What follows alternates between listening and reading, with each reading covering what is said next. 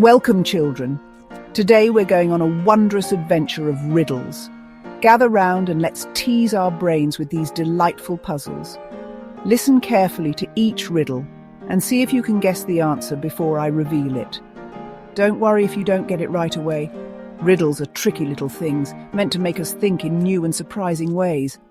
Let's begin. Our first riddle is all about eggs. Why don't eggs tell jokes? Think. Why would an egg be so serious? Could it be because telling a joke might make it crack up? That's right. Our eggy friends wouldn't want to risk a shell-shocking punchline. On to our next riddle. It's about something that has one eye but can't see. It's long and thin, and we use it for sewing. That's right, it's a needle. A needle has a tiny little eye but can't see a thing. Have you ever gone out on a rainy day and gotten your coat all wet? But what if I told you there's a kind of coat that enjoys being wet? It's something you use to brighten up your world. Have you guessed it yet? It's a coat of paint, and it loves to be spread across walls and canvases, adding a splash of colour everywhere it goes. Oh dear, it seems our next riddle involves a poorly patient. This one is about a fruit, a bright yellow fruit that monkeys adore. Can you guess why the banana went to the doctor? Was it feeling a little bruised? Or perhaps it had a tummy ache? No, it was because it wasn't peeling well. This next riddle is quite curious. It's about something you can catch, but can never throw. We usually catch things like balls or frisbees, things we can toss back and forth. Have you figured it out? It's a cold. You can catch a cold, but you can't throw it at anyone. Let's take a trip to the seaside for this next riddle. Imagine the vast ocean stretching out before you. But have you ever wondered what the ocean says to the beach? The truth is, the ocean doesn't say a word, it just waves.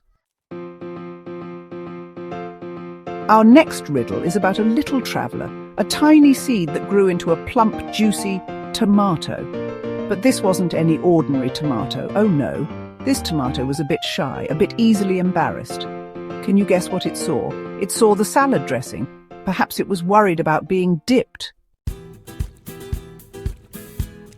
Now children, let's talk about time for a moment. Time ticks on, doesn't it? Always moving forward, never stopping for anyone.